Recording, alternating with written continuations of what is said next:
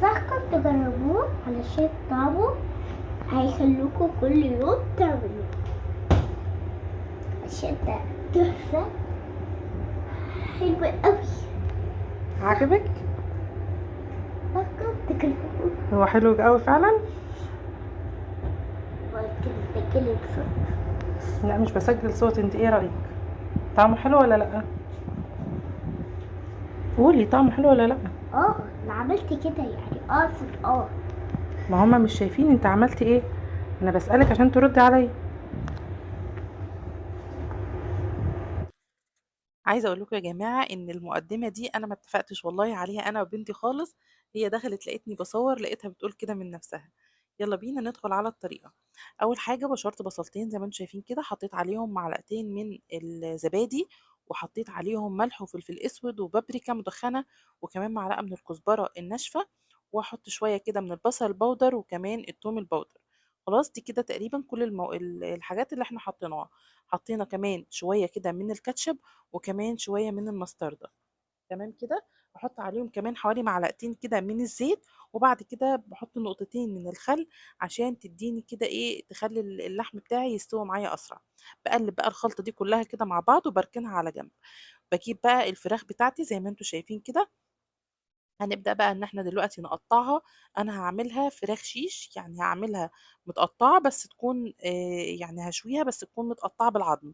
هبدأ بقى دلوقتي اهم حاجة ان احنا بنسن السكينة بتاعتنا كويس عشان تسهل علينا واحنا بنقطع الفراخ. خلاص سنينا السكينة بتاعتنا كويس بقى، بجيب الفراخ بتاعتي. الفراخ احنا لسه هنغسلها بعد ما نقطعها، بقطعها كده الاول، وبعد كده ببدأ اشيل اي حاجة زيادة فيها، وببدأ اغسلها كويس جدا بالطحينة والملح وكمان الليمون. خلاص كده. بقسم كده اول حاجة، قسمت كده الجزء اللي تحت على اتنين اللي هو الورك، وشلت كده الحتة اللي هي بتاعت الكلاوي اللي بتبقى في الورك دي، وبدأت ان انا اعمل فتحات في الورك زي ما انتم شايفين كده عشان التتبيلة تدخل فيها وكمان عشان تستوي معايا أسرع. خلاص. بفصل الركبة عن الفخدة بالشكل ده، وبعدين بمسك الركبة بفتحها كده فتحة كده زي ما انتم شايفين كده، بخلي من حوالين العظم بالشكل ده كده، وبشيل أي زيادة في الورك، وببدأ إن أنا إيه، إن أنا أقطعه بالشكل ده. جبت كمان الصدر بتاعي، تقدروا تقطعوه على اتنين، تقدروا تفتحوه زي الكتاب كده وتسيبوه سليم زي ما يعجبكم، بس انا بحب ان انا اقطعه كده. اولا بيشرب التتبيله كويس جدا، ثانيا بيستوي معايا اسهل واسرع. قطعت كده الجزء اللي هو اللي فوق بتاع الكتف ده مع حته من الصدر، وبدات ان انا ايه اعمل فيه فتحات كده وتشققات زي ما انتم شايفين كده بالشكل ده. بقطع الجزء اللي فوق مع حتة كده من الصدر صغيرة، وبعد كده ببدأ ان انا اقسم الصدر على اتنين او على تلاتة على حسب حجم الصدور اللي عندك. الفراخ دي صغيرة، يعني عايزة اقول لكم ان الفرخة دي حجمها كيلو ولا حاجة. هنا بقى خلاص بعد ما غسلت الفراخ زي ما قلت لكم كده بطحينة وملح وليمون وصفيتها كويس، بدأت بقى دلوقتي ان انا اضيفها في التتبيلة، والحركة دي بعملها من قبلها بيوم، وتقدري كمان تعمليها من قبلها على الأقل بساعتين عشان تقدر تشرب التتبيلة وتديكي نتيجة كويسة. أنا هنا كنت عاملاها من بالليل على السحور، وقت السحور كده عملتها عشان أصحى وقت الفطار تكون جاهزة معايا. احنا هنشويها النهاردة في الفراير، وهقول لكم هنستخدمها ازاي. أنا هنا بحط الفرختين، أنا عملت فرختين، هحط كل فرخة فيهم على شبكة زي ما انتم شايفين كده، وهحط الفرختين في الفراير.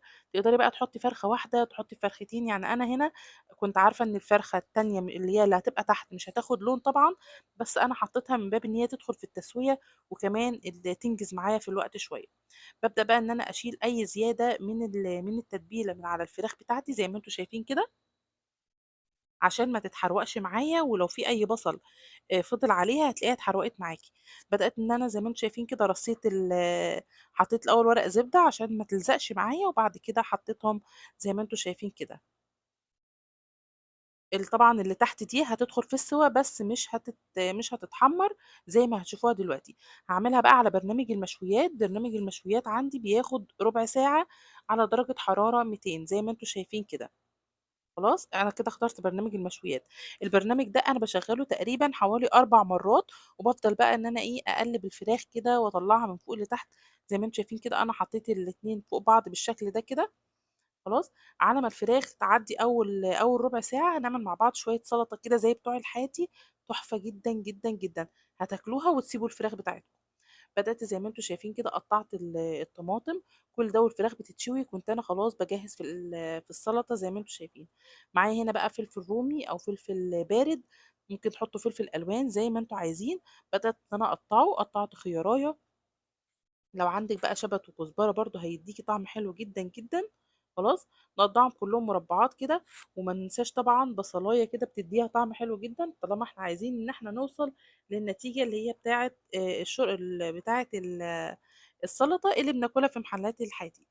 خلاص، حطيت كده كل الخضار اللي معايا، جبت بقى ليمونه زي ما انتم شايفين. هحط بقى عصير ليمونه، بشيل الاول البذر كده عشان ما يديش معايا مراره في السلطه. وبعد كده بحط شويه من الملح، وكمان شويه من الكمون. تمام. احط كمان رشه بسيطه كده من الكزبره الناشفه. خلاص كده حطيت بقى عليها دلوقتي ميه ساقعه، واحط عليها كمان مكعبات من التلج. دي كده كل الحاجات اللي بتتحط على السلطه دي. خلاص، هقلبها مع بعضها كده واسيبها على جنب او نحطها التلاجة لوقت ما نيجي ناكلها. هنلاقيها بقى عملت معاكي ميه سلطه حلوه جدا جدا. هنا بعد ما فات الربع ساعه زي ما قلت لكم، هنا الفراخ بتاعتي اللي فوق بدات تاخد لون بالشكل ده كده، واللي تحت استوت. الجزء اللي تحت اللي هو للشبكه من تحت استوى، واللي فوق ابيض زي ما هو. فانا بدلتهم زي ما انتم شايفين كده عشان تاخد الرف التاني ده ياخد لون، وكمان يبدأ معايا يستوي. خلاص. هنا بقى نعمل شوية سلطة الطحينة. فرمت كده 4 فصوص من الثوم، خدت فصين حطيتهم على السلطة اللي احنا عملناها السلطة الخضراء، وهنعمل مع بعض سلطة الطحينة. حطيت طحينة وعليها شوية من الملح وشوية من الكمون، وكمان شوية من الشطة وفصين الثوم اللي احنا فرمناهم مع بعض. هقلب بقى كل الحاجات دي مع بعض، وببدأ ان انا احط المية بالتدريج زي ما انتم شايفين كده. ما نحطش المية مرة واحدة عشان ما تبقاش خفيفة معانا، ونرجع بعد كده نفضل نزود في طحينة والكلام ده كله. فنخلي بالنا واحنا بنزود المية نزودها بالراحة كده عشان ما تخفش معانا مرة واحدة. ولو في أي سوائل هنضيفها سواء الخل أو الزيت بنضيفهم قبل برضو ما بنحط المية، أو واحنا شغالين يعني واحنا قبل، عشان لو احتاجنا مية ما تكونش حطينا سوائل كتير، وفي نفس الوقت المية كمان تكون كتير. فنظبط السوائل الأول. هنا بقى انا حطيت نقطة من الزيت. طبعا انا لسه القوام بتاعي تقيل زي ما هو، فانا حطيت وانا مطمنة عادي جدا. هنا خلاص زي ما انتم شايفين كده ما شاء الله الطحينة بتاعتنا سمكها حلو جدا.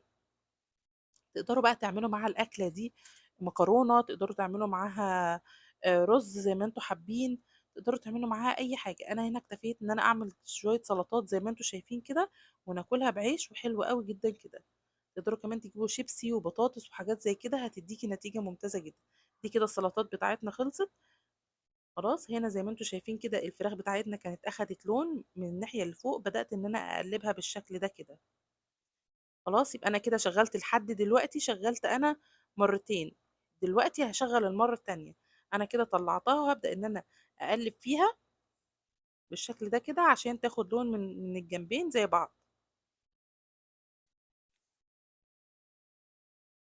بتخلي التسوية، عايزة اقول لكم ان الفراير بتخلي التسوية تحفة.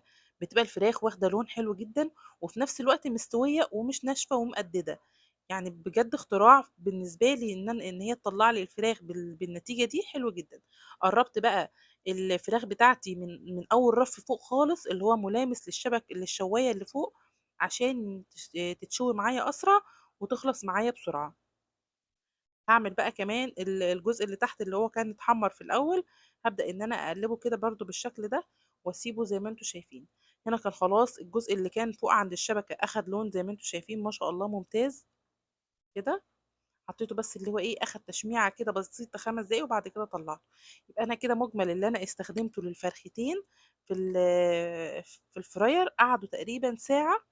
خلاص، عشان انا زي ما انتم شايفين كنت كل شويه ببدل من فوق لتحت عشان احط الفرختين مع بعض بالشكل ده وينجزوا معايا في التسويه. شايفين ما شاء الله اللهم بارك النتيجه ممتازه جدا جدا. شايفين لونها عامل ازاي؟ هوريكم كمان دلوقتي من جوه والتسويه بتاعتها بجد ممتازه. وطبعا طعم التتبيله تحفه جدا، مش محتاجه كلام والله. نرش عليها بقى كده رشه من البقدونس ولا الكزبره تديها شكل، وحطيت قرن من الفلفل الحامي كده. وهنا كنت سخنت في حمايه حطيتها في ورقه فويل زي ما انتم شايفين، وحطيت عليها نقطه من الزيت. اغطيها كده بس لمده 5 دقايق لحد ما تاخد ريحة الفحم، وبعد كده الأكل معايا هيبقى جاهز زي ما وريتهولكوا في الأول. ما شاء الله نتيجة حلوة جدا جدا. خلينا بقى نشوف مع بعض كمان دلوقتي التسوية بتاعتها واوريكم من جوه عاملة ازاي. شايفين اولا لونها من بره لونها تحفة، شايفين كمان التسوية من جوه عاملة ازاي؟ ممتازة جدا جدا. سايبة العظم من اللحم بالشكل ده وطرية خالص.